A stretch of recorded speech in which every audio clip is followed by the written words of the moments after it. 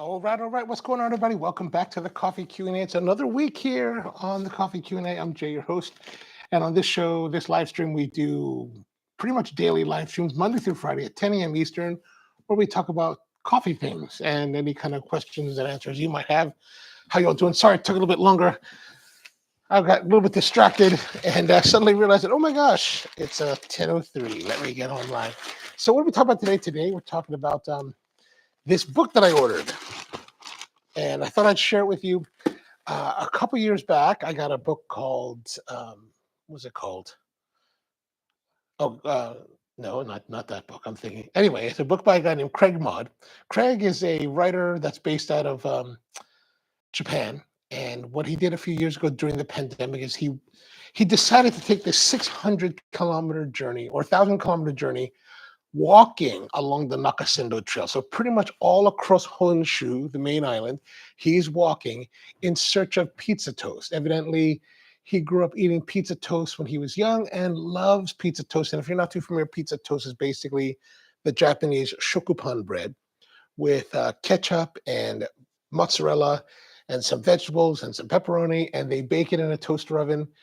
And yeah, Mom, good morning to you, Brian. How are you, man? Good to see you. And so he did that, and that was a really interesting book. I learned a lot about different kissatens that I hadn't heard about across Japan. And he came out with a new book, and I didn't find out until last week. And for some reason, I just didn't notice. And it came across my feed, and I was like, "Oh my gosh, let me order a book." And again, it goes back about his walking. Like he's obsessed with walking. So I placed the order. It's not terribly cheap. It's kind of pricey. It's $100 US, $126 with all the shipping and everything included. But if it's anything like his previous book, it's really nice. Like the quality of the paper, the printing, the binding, everything is really. He works with this company called Special Projects, where they really take a lot of time thinking meticulously about packaging, and that's something that's very typical in Japan. Is that there's a lot of focus on packaging. Peter, how are you, man? Good to see you. How are things in Singapore? And so I got it here, and I ordered it, and like basically I ordered it one like before I left on my trip. So it was like maybe I ordered it Wednesday. Thursday morning, I get a notice it's going to be delivered today, and I was like, "What?" And then it came like on Friday, so it was super fast to get here. Came, as you can see, from DHL, their fire package. So let me share it with you. We're gonna open that up here.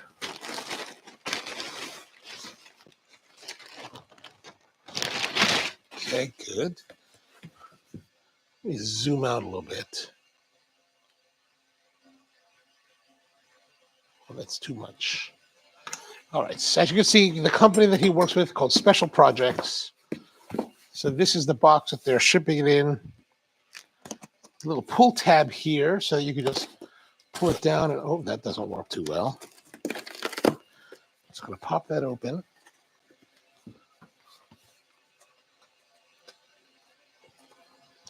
This is supposed to open or supposed to slide? Maybe it's supposed to slide out. There we go, slide out. Oh, nice, nice. Let's put that aside.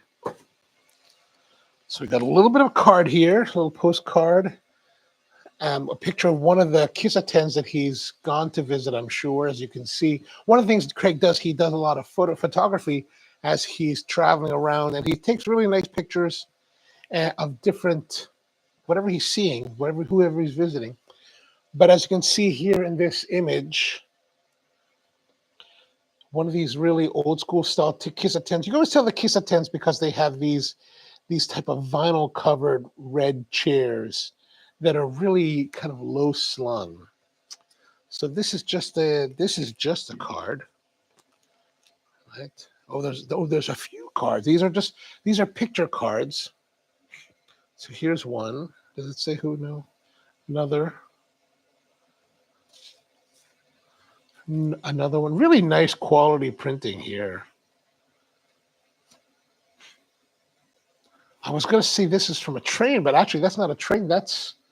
Looks like the window of one of the kissatens. All right, let's put that aside. Now time to get into it.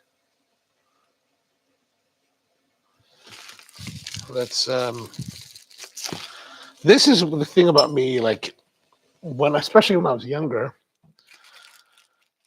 I never liked to tear into Christmas wrapping or any kind of wrapping. I never liked to tear it apart. I like to open it with some level of meticulous care. I think it's kind of my OCD-ness. All right, so we got the bubble wrap. And as you can see here, TBOT. I don't know what T-bot means. Some barcodes. Then that's one thing about Japan and Japanese people. They love packaging. Like packaging is so important. If you go to any store and you buy anything, you can always get it wrapped, and they always do very nice packaging because gift giving is very important in the culture. So they want to have it really well presented, and that's true in a lot of Asian cultures. There's a lot of gift giving, especially for your family and your loved ones. You want to bring them something nice, and at least it allows for a nice presentation, right? All right, let's cut into this more. How do we do this?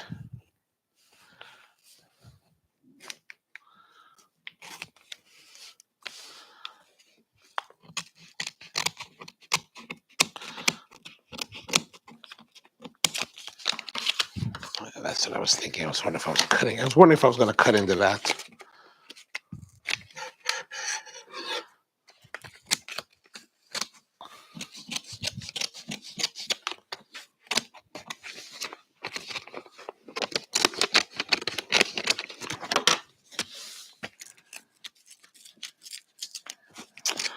All right, maybe I won't be able to preserve it as much as I would like to.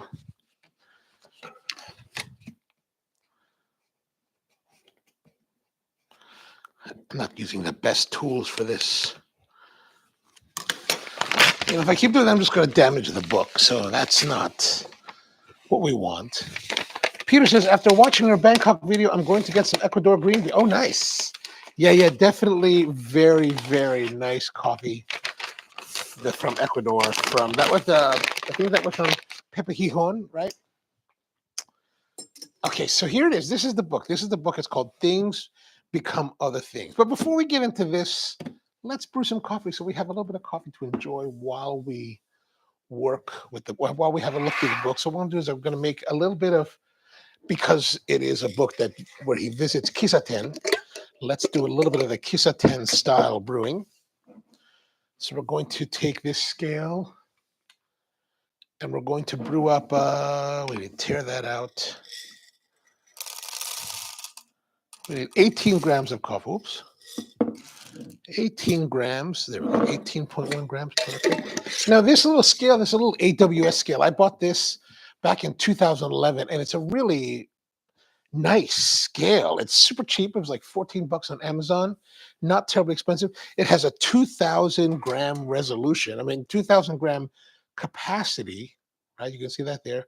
And a 0.1 gram, tenth of a gram resolution. So, it's really a great little scale. So you can see SC 2 kg. It's they probably don't have this model still. This probably updated version, but really it's a great little grinder that I'm really surprised to have. Now let's do some brewing here. What we're going to do a little bit of nail drip. So we're using 18 grams, and we're going to brew about 80 grams or so, maybe 100 milliliters of water. So we're going to do a little bit of a coarser grind on this. So if normally on this Brazza Virtuoso, we normally do a 20 grinds where we start for our pour. But if we're going to do a little bit more, we're going to go a little bit coarser, but 30.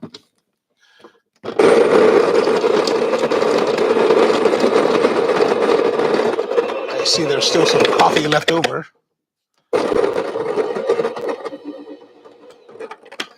From whatever I didn't grind the other day.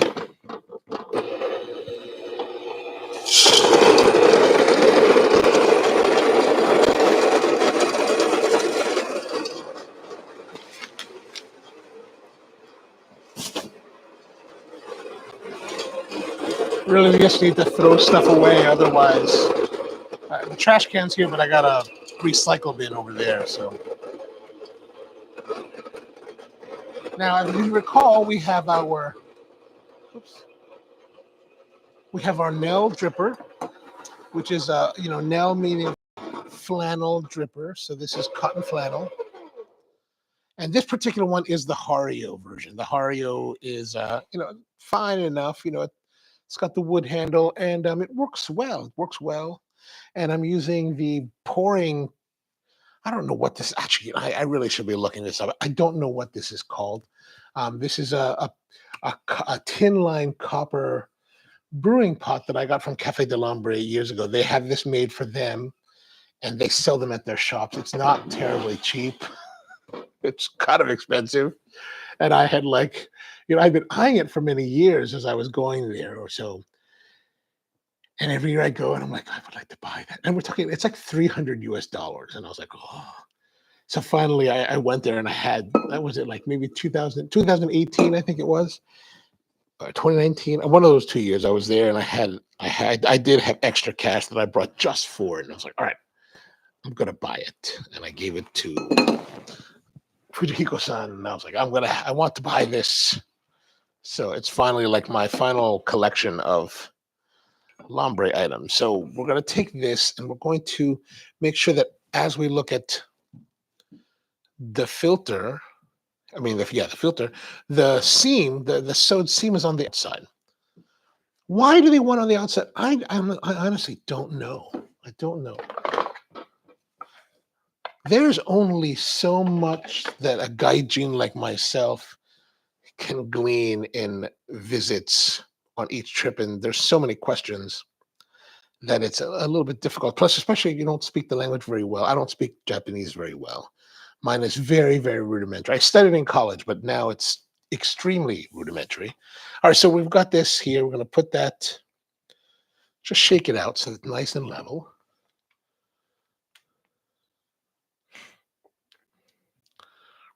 So Peter says the Turkish ibrik. So you want me to do the ibrik at one time in the future? Is that what you're saying? That we can do. Or certainly we can do that. I was taught the ibrik by one of my friends who is the champion tour guy. Tour guy's down in, he now lives with his wife down in New Orleans. I really want to go visit him. At the very latest, I plan to visit him by March of next year. I think the big cigar trade show is happening in March. So we'll be down in New Orleans for that. Okay, so here we go. We've got our water, and we're just going to brew a little bit.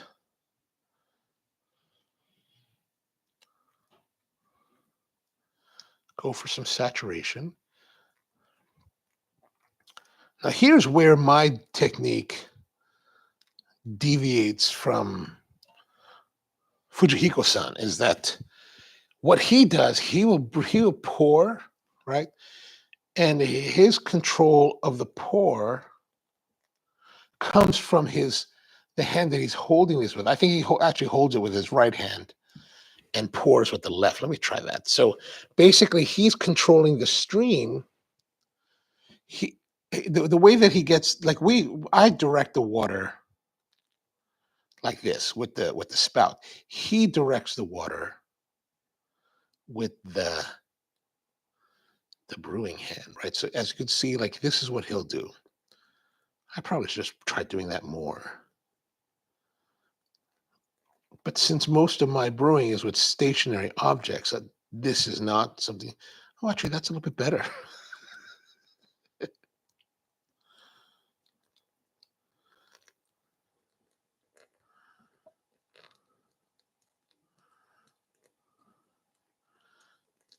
Oh, that might allow for better flow control since you're not really moving. Now, it would be better if I wasn't so high, right? Like this bar top is 42 inches, and that's standard bar height. But I think, for brewing stuff, it's really not comfortable. Like the brew bar at Spro, at the last Spro, at the Cafe de Spro, The bar itself was 38 inches, so about 4 inches lower, which is a little bit better.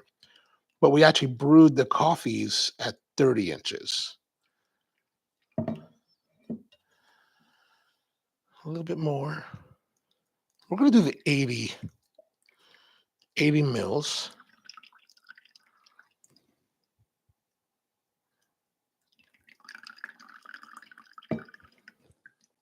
Okay, so I can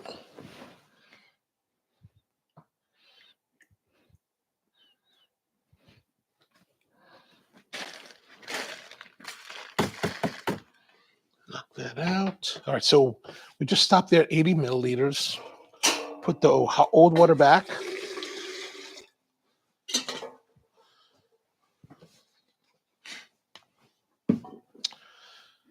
And there it is. Here's our brew. Here's our brew.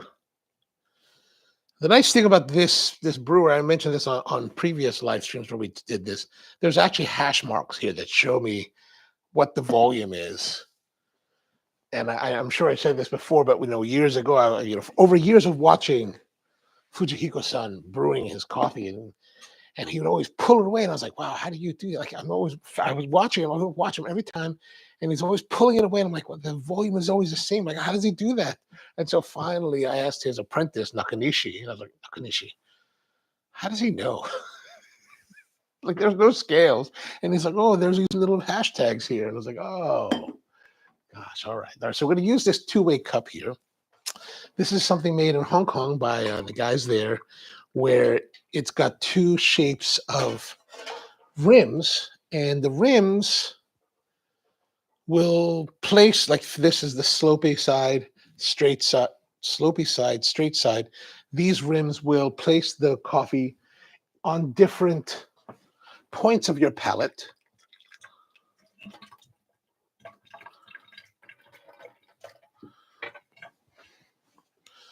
To affect the way that the coffee tastes.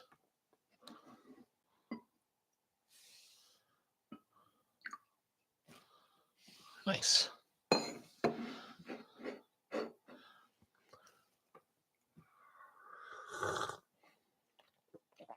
This is the House Nation from Spro that we make for our house coffee.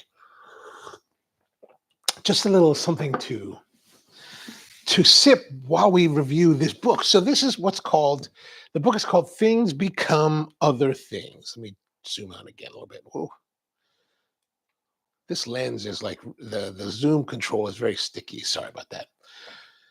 And made by Craig Bott. As you can see here, he's got his sandwich diagrams. Not sure what it is. Looks like cheeses and some kind of, I don't know what that is, buttons. But as you can see here, linen covered, linen covers with, and this is made with, they're pressed in. These are made on, what do they call it? Heidelberg presses, one of the old school style presses.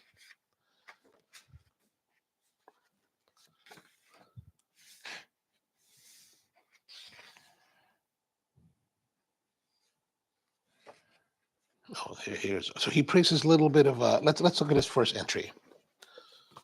It says here, they say the great typhoon of 1889 filled the air of Kii with a special kind of rage. The black sky cracked and down it came. The oceans rose. The rivers rose. The towering torii gates of Hongi fell. They say the Holy Land turned to wounded land, broken land. Above, oily rascals wheeled and called. Look down on what was left. Not much to be seen, they say. For within that divine mayhem of all perpetrating wetness, only long ago spewed boulders and great evergreens stood. In the end, when the waters finally pulled back, Hongu had finally been reduced to a dark slurry. Mud, mud, and more mud. Its shrines and homes swept halfway down the peninsula, shattered, floating off into that dead still sea. Today, a concrete bypass circumscribes them all. Today, a parking lot for buses. I'm presuming that he talks about this concrete bypass. I was wondering, these are pylons, not bypasses. But then he concludes of course, a photograph of what he's talking about. Here it is, concrete macadam with a bus. So he walks along, and so let's see, How to Walk Japan, Book 2. That's what he's saying here. So where's he going? He's going to places Isekaido, Iseji, Nakahechi, Kohechi, Omine Okugaki Michi, Ohechi, monkeys, fried bologna, M1911 pistols, cocaine, lobster brains, leeches, and foul-mouthed schoolgirls. I guess this is all part of his experiences here in the walking. But I am interested to see what he's going to have on offer. Again, more visits to different kissatens and different interesting places. Like, look at that. They've encased this hillside in concrete, and you can go for a viewpoint.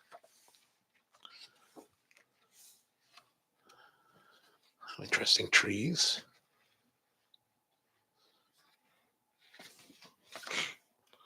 The watch shop.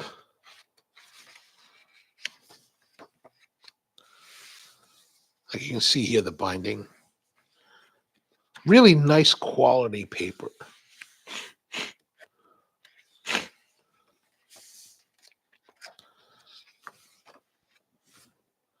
Here it talks about the owner of an inn. In this case, it looks like he's saying that he goes to these inns. That's one thing I want to learn is like, so everyone else canceled. I got the place to myself, built in 1865 or earlier. So I wonder, like, if you go to these in Japan, you hear about these, like, whenever you go to different countries, there's always different styles of accommodation. And I'm curious about some of these because, but the question is, how do you get to stay in them? Like, I can't speak the language that well, and how do you make reservations at these little inns that might provide a really unique experience, especially if you're traveling across the countryside, which is what I would like to do the next time I go. All right, so here we are. We're looking at here. There's some kind of graveyard, old school.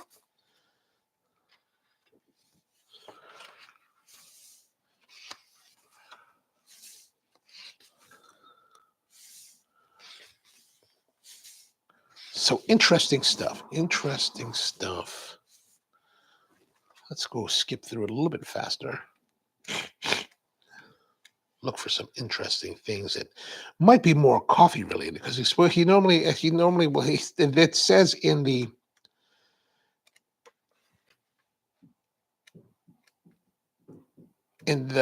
synopsis that he does visit some kissatens as well.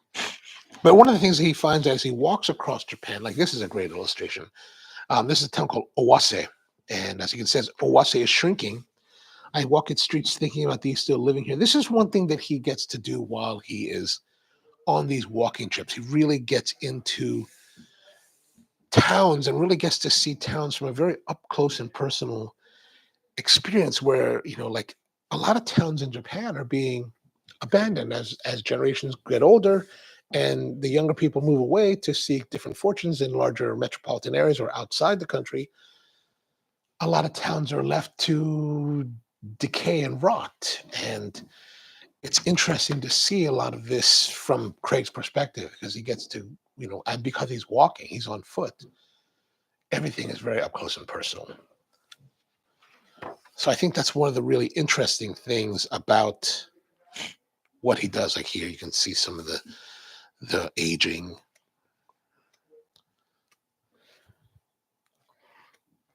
Like if you watch the videos on the channel, I went to go visit last summer my friends who have a kominka in Sano in the Tochigi prefecture.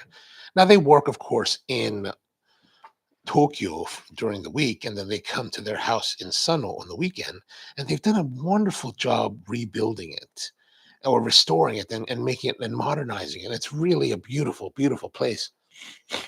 And Tochigi is about, or Sano is is about 2 hours by train from Tokyo. So it's a fairly rural town, but some of these other kominkas are in really, really rural towns, like more farther away. And, there is a part of me that's like, oh, I would love to go and live in a place like that. But then I wonder, it's like, oh, some of them are so remote. Like, what would I do out there? Here's some destruction from woods. Those of you who are interested in JDM will be familiar with these mini trucks.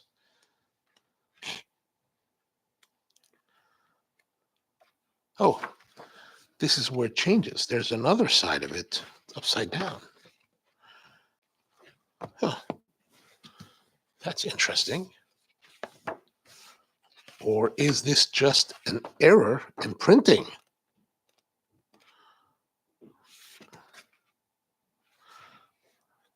It is an error in printing or assembly. Oh, just this one leaf. Or these couple leaves here were mounted in the book upside down.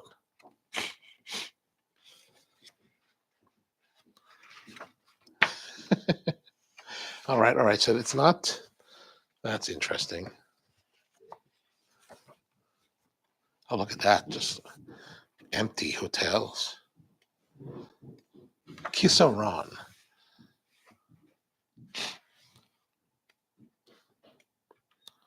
Let's see what he says here. I wanted eggs. Kissa looked up to the task. The apotheosis of Shibui, is an impossible cool, age cool, rusty, somber. Lights off, morning light. Venetian blinds half drawn. Ron was dark in a pleasing way. No smoking signs lined the walls. And yet, men with snow white hair arrived alone and picked up ashtrays. Kind of felt like crawling into a cigar. I like that. One of the things about these older school kissatens, smoking was allowed. And like, if you go to some of them, there's definitely a lot of cigarette smoke, which I'm not particularly fond of. But I do enjoy cigars. And so I enjoyed going to some of these kissaten because you could smoke cigars in them. Like until recently, Lambre allowed that. And that was always one of the big joys of going to a coffee and a cigar. All right, let's have a look here. See what else the book might offer us. So lots of really nicely done photos on beautiful paper, just really well done. I guess that's him or somebody.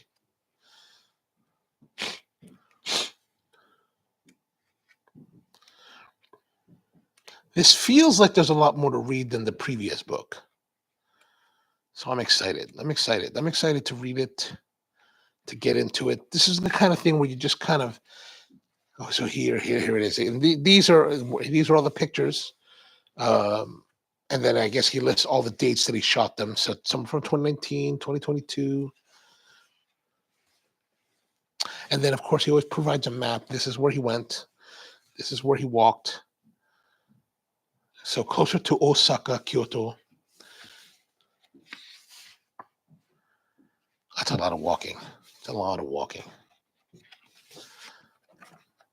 All right, so that's pretty much it. There's the new book from Craig Maud, Things Become Other Things. I bought it because I really enjoyed the previous one, and I thought the work and was just really beautiful. So there it is. If you would like to order it, I do have a link down below in the description. So come check it out. Oh, how you doing, man? Good. No, go right ahead. Continue on. We're just wrapping up our live stream. All right, so that's pretty much it for today. Thank you very much for tuning in. Back in tomorrow, we're going to go look at what we got from the Daiso shop. So while I was in New Jersey last week, I went to Daiso, picked up a bunch of stuff, and thought I'd share it with you and talk more about coffee. All right, so hope you guys have a great one, and see you next time.